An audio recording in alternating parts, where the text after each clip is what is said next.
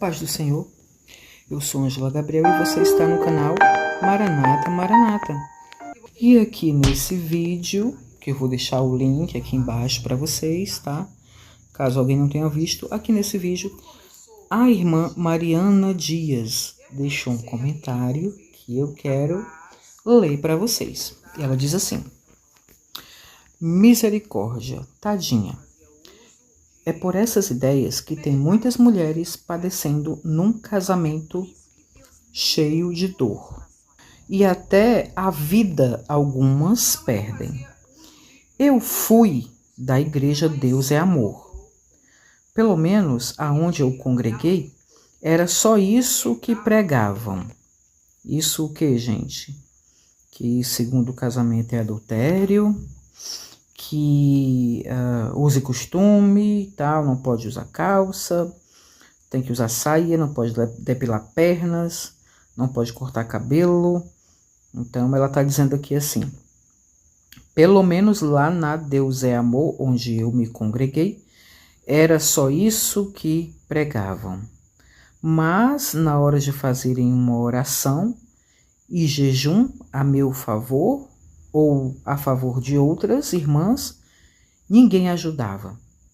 Pois aí vinha aquela palavra que cada um tem que carregar a sua cruz. Eu também caí na bobeira de casar apenas para me batizar. E vivi um inferno, pois o meu marido não queria que eu fosse para a igreja e me traiu. Irmãs, na igreja só me davam o desprezo, pois eu precisava trabalhar e tinha que usar calças no trabalho, no mercado.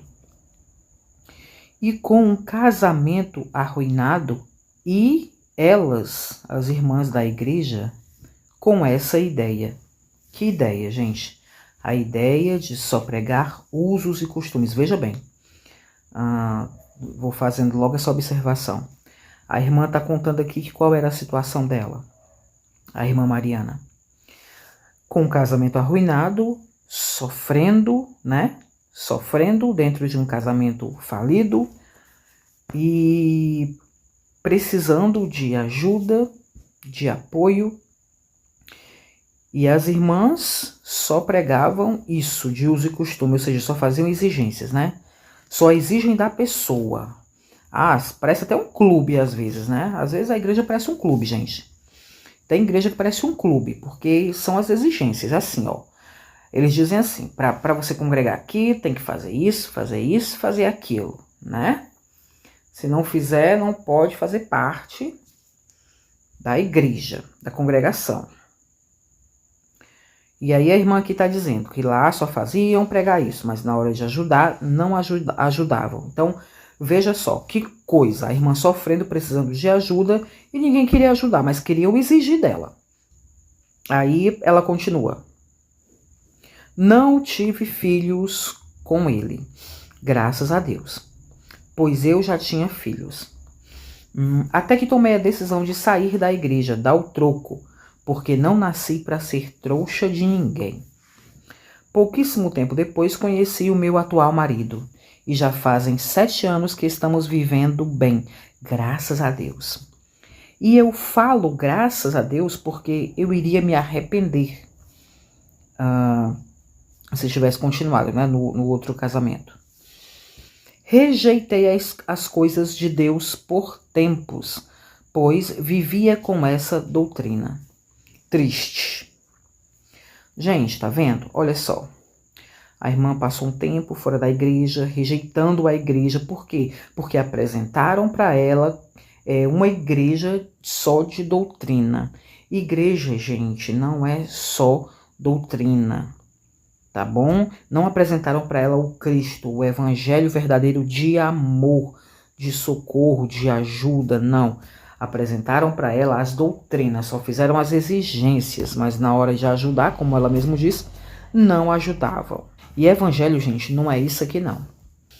É inadmissível uma coisa dessa, que uma pessoa precise de ajuda, precise de consolo, de conforto, muitas vezes só uma palavra de conforto, Mas as irmãs não têm uma palavra de conforto para dar. Só tem a doutrina para apresentar, exigências para fazer. Não, irmã, você não pode estar no nosso meio assim, não. Se você não deixar de fazer isso e aquilo, irmão, o que que adianta? O que adianta isso? Deixa a pessoa vir para Jesus, vir para a igreja do jeito que ela está. Apresenta o evangelho para ela, o amor de Cristo. E o mais é o Senhor que vai fazer, porque a palavra de Deus diz que não é homem que convence ninguém. Não é homem que convence ninguém. É o Espírito Santo. O Espírito Santo que convence do pecado, da justiça e do juízo. Se o Espírito Santo não convencer, ninguém vai convencer. Então é Deus quem muda a pessoa. E aí ela diz assim: hoje eu oro, escuto pregação e vivo feliz, graças a Deus. Senão, só Deus sabe a dor, a tristeza e a decepção, se eu ainda estivesse naquele casamento. Louvado seja o nome do Deus vivo, que me ama, e a todos nós. Pelo que eu entendi aqui, eu não sei se ela teve um primeiro casamento, mas quando ela estava com esse homem, né, que ela disse que foi um casamento infeliz, ela já tinha filhos. Não sei se ela foi casada a primeira vez, mas dá para entender que esse relacionamento ruim que ela teve aqui, a irmã Mariana Dias, e já agradeço, viu, irmã Mariana, por ter deixado o seu comentário. Então, pelo que eu entendi aqui, esse foi o seu segundo relacionamento, né, pelo menos. E aí, somente no terceiro relacionamento, ela tá dizendo aqui que ela está bem, já está com 7 anos, e esse comentário, gente, é atual, tá? É aqui... aqui tá dizendo que fazem 6 dias. 6 dias que a irmã Mariana Dias deixou esse comentário aqui pra gente, ok? Então, pelo que eu tô entendendo, ela diz que agora está num outro relacionamento. Fazem 7 anos já que ela está nesse terceiro relacionamento e ela diz que está vivendo bem com ele, graças a Deus. Bom, ela comentou num vídeo onde a irmã tá contando também sobre o relacionamento dela que não deu certo e perguntando, né, se ela deveria voltar para esse relacionamento ruim, péssimo, sendo que agora ela já encontrou alguém bom, alguém melhor. E nós vemos nos comentários muitas pessoas dizendo que não, casamento é um só, que não pode casar, né, com outra pessoa enquanto o seu marido ainda estiver vivo, porque senão tá adulterando, né? E nós já falamos sobre isso em tantos vídeos aqui, gente. Tem tanto vídeo no meu canal falando sobre isso. Aí a primeira coisa que eu tenho para falar sobre isso, e se for preciso eu falo de novo, é sobre adultério. Gente, segundo casamento não pode ser adultério, tá bom? É incoerente você dizer isso. Adultério é adultério e casamento é casamento, entendeu? O que é adultério? O que configura adultério? Caracteriza adultério? Adultério é quando você tá com uma pessoa e você engata outro relacionamento com outra pessoa e aí você se torna um adúltero porque você está traindo o seu cônjuge, ok? Então adultério é isso. Agora, se uma pessoa saiu de um casamento, se divorciou, saiu do casamento, recebeu a carta de divórcio direitinho, se livrou do primeiro casamento, porque a carta de divórcio ela serve para isso, para dissolver o casamento. Foi para isso que ela foi criada, ok? Para resolver as coisas dentro da lei. E muitas pessoas não entendem isso porque não conseguem nem admitir a finalidade da carta de divórcio, que é essa. Se ela não tivesse finalidade, ela não existiria, gente, tá bom? Vamos lembrar que a palavra do Senhor diz que tudo que é ligado tudo que for ligado na terra é ligado no céu. Mas também diz depois que tudo que for desligado na terra será desligado no céu também. Então pode ser ligado, pode ser desligado, segundo a Bíblia, certo? E a carta de divórcio foi criada para isso, para desligar, tá bom? Para dissolver o casamento. E aí pessoas vêm falando, né, sobre as passagens, dando as passagens bíblicas, todas essas passagens bíblicas que vocês vêm falando aqui nesses comentários, gente. E eu digo aqui nos meus vídeos porque que elas não proíbem, não é exatamente assim como vocês estão falando, porque elas não proíbem o segundo casamento. Por exemplo, a questão da mulher divorciada e da mulher repudiada, já falei tantas vezes aqui também, a questão de Jesus falar que quem casasse com mulher repudiada se tornaria adúltero. Qual era o problema da mulher repudiada? A mulher repudiada é aquela mulher que ela está afastada de corpos do marido, estão afastados fisicamente, mas não estão separados legalmente.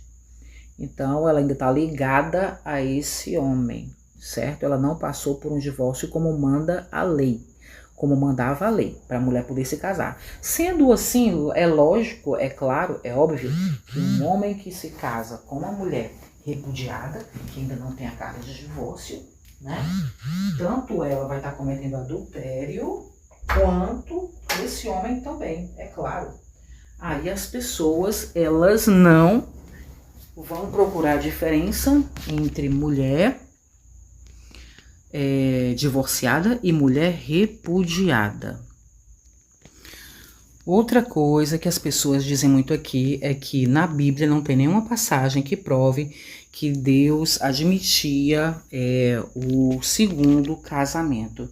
E nós já temos provado aqui que isso não é verdade. Eu vou ler algumas passagens para vocês, se vocês me permitirem, tá bom? A primeira passagem que eu quero ler é Deuteronômio 24, tá bom? Deuteronômio 24 diz assim: se um homem tomar uma mulher e com ela consumar o casamento, e depois passar a não se agradar mais dela por ela ter feito alguma coisa ofensiva, ele escreverá para ela um certificado de divórcio, que os judeus chamam de get, a carta de divórcio. E ele dará a ela o certificado e ele a mandará embora da sua casa. E ela deixará a casa e irá embora. E poderá, preste atenção, e ela poderá, sim, se tornar mulher de outro homem. Aí continua. No entanto, se o segundo marido não a quiser mais e lhe escrever um get, outra carta de divórcio, né? E entregar a ela e a mandar de volta para a casa dela, ou seja, se o segundo marido morrer ou mandar ela para a casa do pai, né, de volta, ela não poderá retornar para o primeiro marido, porque ela está então maculada pelo segundo marido.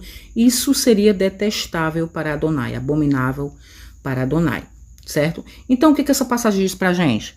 Essa passagem afirma que uma mulher divorciada poderia sim se tornar mulher de outro homem. Isso acontecia em Israel e com muita facilidade, gente. Outro texto que eu queria mostrar para vocês é Números, né? O livro de Números, no capítulo 30, confira se você quiser, diz assim. Quer dizer, eu vou resumir, né? Não vou ler, vou resumir. Fala sobre os votos, a lei do voto. Quando o homem fizer um voto, ele tem que cumprir. Tô em Números capítulo 30, certo? Aí depois vai falar do voto das mulheres. Vai falar do voto da mulher solteira. A mulher solteira, quando fizer um voto, o pai dela tem que confirmar esse voto, ok? Ela só pode fazer o voto quando o pai confirmar. Se ele desaprovar, ela não pode fazer. Aí depois ele vai para o voto da mulher casada, que o marido tem que concordar com ela para ela fazer esse voto. Depois ele vai para o voto da mulher viúva, certo? Então, depois ele vai para o voto da mulher divorciada. Sim, haviam muitas mulheres divorciadas em Israel, aguardando um segundo, né, ter condição de entrar no segundo matrimônio, ok? Esse é o segundo texto que eu queria mostrar para vocês, para mostrar que o divórcio, gente, era comum em Israel, tá certo? E existem outros textos também, mas a gente não vai se prolongar muito nisso. Eu tenho outros vídeos que falam só sobre divórcio, tá certo? E falo sobre as principais passagens que vocês colocaram aqui nos comentários desse vídeo, aqui intitulado Não Quero Voltar para o Meu Primeiro Marido. Mas, gente, aqui nesse vídeo eu queria falar só alguma coisa sobre Mateus, capítulo 19, porque vocês sempre citam as passagens aqui, né? E eu quero falar sobre Mateus, capítulo 19, que muita gente colocou aqui nos vídeos para tentar refutar, né, as irmãs aqui que se divorciaram e para tentar dizer que não, a mulher não pode se divorciar e não, ela não pode casar de novo, se divorciar tem que ficar solteira. Mateus capítulo 19, no fim, o Senhor Jesus termina dizendo assim, a explanação que ele faz para os fariseus, ele termina dizendo assim, quem pode receber isso, que receba. O Senhor Jesus diz que há pessoas que nascem eunuco, mas tem outros que não são eunuco. E ele diz, quem pode receber isso, que receba. Ou seja, Jesus sabe que ele não estava falando para todo mundo. E aí tem pessoas aqui que querem obrigar as mulheres que se divorciaram a ficar sozinha. Aí vocês dizem assim, tem que ficar sozinha, viva sozinha. Quer se divorciar, divorcie, mas você tem que ficar sozinha. É muito interessante a autoridade que as pessoas pensam, né? O poder que elas pensam ter sobre a vida dos outros. Você não conhece a natureza do outro. Você não conhece, não sabe se ela vai conseguir ficar sozinha pro resto da vida. Se for uma mulher jovem de 20 e poucos anos, gente, uma pessoa que já teve uma vida sexual, íntima, ativa, para ela ficar sozinha depois é um pouco difícil, sabe por quê? Porque isso é uma necessidade fisiológica, assim como comer, assim como tomar água. Uma necessidade do corpo. E quem colocou isso em nós foi Deus. Tem outro comentário que eu vi aqui, gente, que eu fiquei besta. Tem uma irmã dizendo aqui nos comentários desse vídeo aqui, ela disse assim, ela equiparou, ela comparou uma vida sexual com pecado. Gente, a essa altura do campeonato, tem pessoas que pensam que sexo é pecado. Não é. Foi criado por Deus, gente. Não é pecado uma pessoa querer sexo. Tá bom? Ter essa necessidade não é pecado. Foi Deus que colocou isso em nós. O que é pecado é fazer isso fora dos parâmetros de Deus. Porque o Senhor diz assim, que o leito sem mácula, ele é honrado. Tá? O leito sem mácula, ele é honrado. Então, o sexo, ele foi criado para ser vivido dentro do casamento por um homem e por uma mulher. Então, o sexo não é pecado, gente. Tá certo? Querer ter uma vida íntima, desejar ter uma vida íntima com alguém, uma mulher desejar um marido para ter uma vida íntima normal com ele, não é pecado. Porque quem colocou isso em nós foi Deus. Agora, tem que viver do jeito certo, dentro dos parâmetros de Deus, dentro do casamento. E isso aqui é o negócio, tá bom? Mas vamos dar só mais uma olhadinha no capítulo de Mateus, né? No capítulo 19 do livro de Mateus, que é uma das passagens que as pessoas abordam muito para falar sobre isso. E eu queria só falar alguma coisa sobre isso, se vocês tiverem um pouco de paciência para a gente fazer algumas considerações sobre essa passagem, gente, tá certo? Vamos lá. É o seguinte, ó, em Mateus 19, onde fala de casamento e divórcio, né? Jesus, ele foi solicitado a dar a sua interpretação da Torá. Torá é como os judeus chamam o Pentateuco, Gênesis, Êxodo, Levítico, Números e Deuteronômio. Então, Jesus, ele foi chamado, foi inquirido, interrogado pelos rabinos, né, da sua época, para dar a sua interpretação de Deuteronômio, que é justamente esse versículo que eu já li para vocês, de Deuteronômio 24, 1, tá bom? Era essa passagem que estava em questão em Mateus 19, ok? Então, eles queriam que Jesus desse a interpretação dele da expressão ervat davar. Ervat davar significa indecente ou feia. Porque a passagem de Deuteronômio diz que o homem poderia se divorciar da mulher se encontrasse nela coisa indecente ou feia, né? O original, a expressão é ervat davar, significa indecente ou feia. Então, todo esse embate, a gente tem que ter em mente que é em cima de uma posição da lei. Eles estão falando sobre a lei que foi dada para os judeus. E a gente tem que começar dizendo que essa lei não foi instituída para gentios. A lei dos judeus não é para os gentios. Foi instituída para judeus. A lei dos judeus foi instituída para os judeus. E nós não somos judeus, nós estamos na nova aliança. Então, assim, é preciso examinar quem foi que indagou Jesus em Mateus 19.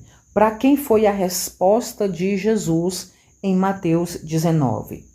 O diálogo que Jesus tem a respeito do divórcio é com gentios, gente. Gentil é todo aquele que não é judeu. O diálogo que Jesus tem a respeito de divórcio nesse texto é com gentios? Não, é com judeus. E isso, gente, que eu estou tratando aqui para vocês é regra contextual, é regra de hermenêutica, tá bom? E é uma coisa simples de entender. Mas vamos lá, ele está falando com judeus, não com gentios. Eu estou falando isso porque tem pessoas que pegam essa passagem para criar doutrina para nós. Nós não somos judeus. Mas entenda que Jesus está falando com judeus. E vamos perguntar uma coisa. O que foi que levou? Vamos pensar. O que foi que levou os fariseus a indagarem a Jesus sobre essa questão? Primeira coisa, eles indagaram Jesus porque Jesus dizia, né, se apresentava como um rabino, como um mestre da época, como eles eram. Então, eles queriam saber em que escola Jesus havia sido instruído. Porque os mestres naquela época, os rabinos, eles eram instruídos por escolas que havia naquela época. Então, como Jesus se apresentava como um rabino, e nas escrituras, gente, na Bíblia, não está escrito em lugar nenhum, não nos diz, a Bíblia não nos diz, não nos informa se Jesus estudou em alguma escola daquela época, tá? Mas ele se apresentava como um rabino. Então, aqueles homens, os fariseus, se perguntavam, onde esse homem estudou, né? Em que escola ele estudou, né? E isso por quê? Porque naquele tempo, gente, existiam escolas de ensino. As mais famosas eram a escola de Shammai e a escola de Hillel. Agora, ambas essas escolas, de Hillel e de Shammai, consideravam, sim, o divórcio legal, tá? Entretanto, eles discordavam sobre o que constituía uma causa justa para se divorciar. Então, a interpretação de Deuteronômio 24 diferia, certo? Eles tinham explicações distintas, interpretações distintas, a escola de Shammai e a escola de Hillel. Então, a questão era se Jesus aceitava a posição da escola de Hillel ou a posição da escola de Shammai. A escola de Shammai era conservadora, a escola de Hillel era liberal. Então, mais uma vez, a questão de divórcio que Jesus vai tratar nesse texto é sobre a lei, sobre a Torá, a lei que Deus deu aos judeus. Era essa a questão, a discussão. Não tinha nada a ver conosco, os gentios. Mas vamos entender mais um pouquinho sobre essas escolas. A escola de Shammai, aliás, o próprio Shammai, né, que foi um rabino, ele está no período de 50 anos antes de Cristo e 30 depois de Cristo, né? Foi o tempo que ele viveu. Ele foi um estudioso judeu, uma figura importante, né? Na obra, na literatura central rabínica do judaísmo. E Hillel e Shammai, eles foram contemporâneos. Mas Hillel, ele tinha quase 60 anos na época do nascimento de Shammai. Hillel nasceu, de acordo com a tradição, né, na Babilônia, em 110 a.C. e morreu no ano 10 depois de Cristo, em Jerusalém. Ele era um judeu religioso, um sábio, um erudito, associado ao desenvolvimento ali da Mishnah e do Talmud, que são escritos dos rabinos, né? Então, ele foi fundador da escola de Tanaim, da casa de Hillel. A escola de Shammai era conservadora e rigorosa. Para ele, o divórcio deveria ser dado somente em casos que acontecesse o adultério. Enquanto que a escola de Hillel, né, ela permitia o divórcio por qualquer motivo. Por qualquer motivo. Gente, só para vocês terem uma ideia, essa escola de Hillel, né, já perceberam, era liberal.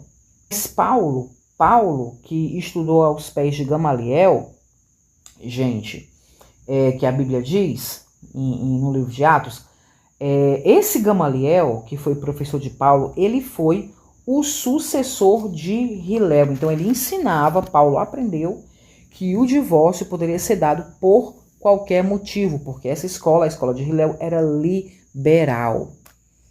Então, a primeira coisa que a gente tem que entender é o seguinte, que esses fariseus que estão indagando Jesus não são os que têm o pensamento de Shammai, o pensamento conservador. Aqueles que acham que o divórcio tem que ser dado só no caso de adultério, tá? Esses fariseus que estão indagando Jesus são os que têm o pensamento da escola de Hillel, que eram liberais, que permitiam o divórcio por qualquer motivo. Quando Deuteronômio 24 diz assim, que se o homem não achar graça nos olhos da mulher, né, eles supõem, interpretam isso como que qualquer motivo, né, as causas mais triviais eram motivo para se dar o divórcio. Como, por exemplo, se a mulher queimasse a comida, se ela arruinasse o jantar, ela poderia receber carta de divórcio. O homem poderia mandar ela embora, se divorciar dela. Se ela estivesse andando na rua, de repente ela balançasse o cabelo, fizesse uma gracinha, tá? O marido não gostasse, ele poderia dar carta de divórcio. Se ela mostrasse os braços na rua, poderia dar carta de divórcio. Se ela falasse mal dos pais do marido, ela poderia receber carta de divórcio. Se ela não agradasse mais o marido, tá? Ou se o marido visse outra mulher da rua e se agradasse mais de outra, ele poderia dar carta de divórcio para a mulher, tá? E isso era o que ensinava a escola de Hillel. Aí, gente, a gente entende a resposta de Jesus sobre a dureza de coração deles.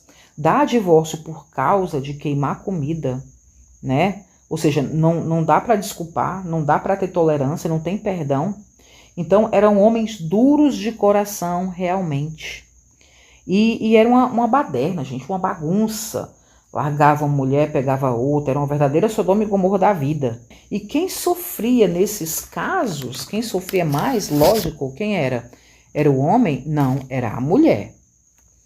Então, muitos costumes foram inseridos por parte do coração duro do homem. E esses costumes, por exemplo, esses ensinamentos da escola de Hillel não estão na Bíblia. Foi como eles interpretavam Mateus 24, você está entendendo? Então, eles interpretavam com o coração duro, criavam leis com o coração duro.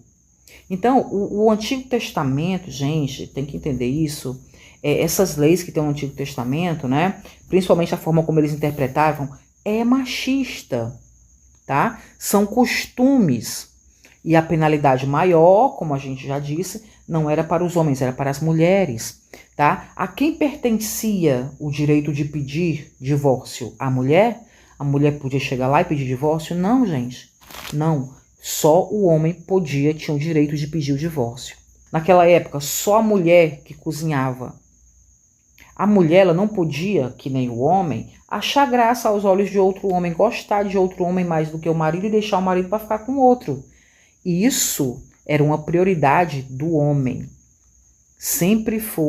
A prioridade sempre foi para o homem. Então Jesus está discutindo uma lei machista, não tem para onde correr. Jesus está discutindo com aqueles fariseus uma lei machista. Então, incutiram esse machismo judaico, muitas pessoas, né? Incutiram esse machismo judaico no cristianismo, que é uma coisa que o próprio Jesus, em Mateus 19, está indo contra. Aí incutiram todo esse machismo judaico no cristianismo. Mas a lei judaica, gente, toda essa lei judaica não foi dada aos gentios, que somos nós.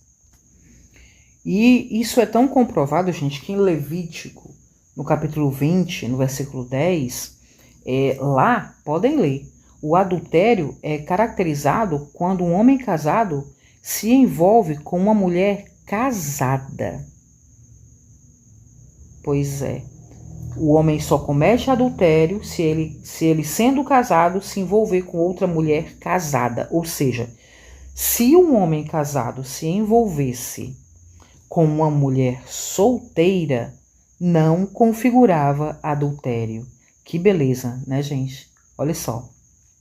Então, era mais ou menos assim que a coisa acontecia, tá certo? A mulher, quando ela ia fazer a comida, o alimento para o seu marido, né, usando uma massa, ela tinha que tirar daquela massa o dízimo, um tanto dali. Se ela cozinhasse para o seu marido uma comida da qual não foi tirado a 10ª parte para pagar como dízimo, né, ela estaria infringindo a lei. E isso também poderia fazer com que ela recebesse a carta de divórcio, tá bom? Com que o marido a abandonasse, se ela não separasse as primícias da massa. Até isso, gente, era responsabilidade da mulher, culpa da mulher, ou seja, só a mulher que se, né, não vou dizer a palavra aqui, mas me veio à mente, mas deixa pra lá. Então, gente, esses homens eram homens de coração duro, mas ao que é que nos leva tudo isso? Gente, essa passagem, ela não pode ser usada para fazer leis para nós que estamos na nova aliança, no tempo da graça, que somos cristãos. Por quê? Porque aqui se trata de um embate ou de um debate entre judeus, entre rabinos. Na verdade, é um debate sobre a interpretação que eles faziam dos textos. Estamos falando de Talmud, de Mishnah, de Guemará, ok? Que são escritos rabínicos. Então, a gente não pode, gente, pegar esse texto para fazer leis para nós, para o nosso casamento, nós gentios, nós que estamos embaixo da graça de Cristo, gente. Não podemos fazer isso. Porque o que aqueles fariseus queriam saber também, né, além de outras interpretações que você pode ver aqui, pode fazer desse texto, o que eles queriam era saber se Jesus concordava com a escola de Shammai ou com a escola de Hillel. O que Jesus achava, né? Aí o que Jesus vai dizer? Ele vai dizer, ele não vai apoiar nem a escola de Shammai, nem a escola de Hillel, mas ele evoca o princípio. Vocês não sabem como é que foi no princípio? No princípio foi assim, foi desse jeito. Deus fez homem e mulher, um homem para uma mulher. Deus fez assim, é o que Jesus está dizendo. Deus fez um homem para uma mulher. Aí o que é que os discípulos de Hillel, da escola de Hillel, que é liberal, vão dizer? No fim eles vão dizer assim, olha, se essa é a condição do homem relativamente à mulher, então não convém casar. O que os fariseus estão dizendo depois da resposta de Jesus? Que eles ficaram bem frustrados. Vocês lembram que a escola de Hillel é liberal, né? Pode dar, a escola de Hillel ensinava que podia dar o divórcio para a mulher por qualquer motivo. E por que eles faziam isso? Porque eles eram espertos.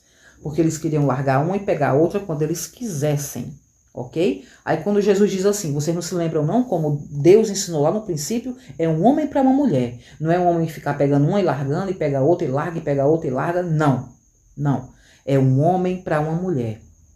Aí eles disseram assim, se é assim a condição do homem relativamente à mulher, então não convém casar. Ou seja, acabou com a nossa festa, Jesus. Só um homem para uma mulher a vida inteira, que coisa chata, meu Deus do céu. Né? Não, a gente quer largar a mulher, pegar a mulher, aproveitar ao máximo, depois largar e pegar outra, e largar e pegar outra, né? Porque quando não quer mais, aí, ou conhece outro, eles inventavam isso, né? Se aproveitavam dessas desculpas. A mulher balançou a cabeça no meio da rua. A mulher queimou meu feijão. A mulher falou mal dos meus pais. A mulher, desculpa da palavra, a mulher deu um peido. Pronto, eu vou me separar dela aqui, vou repudiar, vou fazer qualquer coisa e vou pegar outra. Era isso que eles queriam, entendeu? Então, é disso que trata esse texto, tá?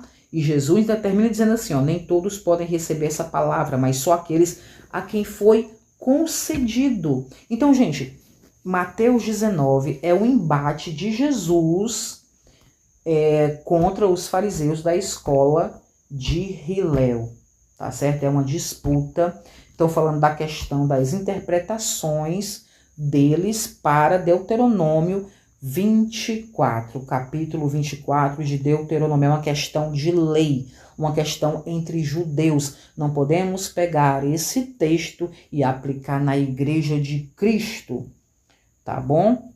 Você não pode pegar qualquer texto e fazer uma doutrina, não é assim que a banda toca. Tem textos que não foram escritos para criar doutrina, tá? Para aplicar na vida dos outros, porque geralmente quem aplica na vida dos outros não aplica na sua.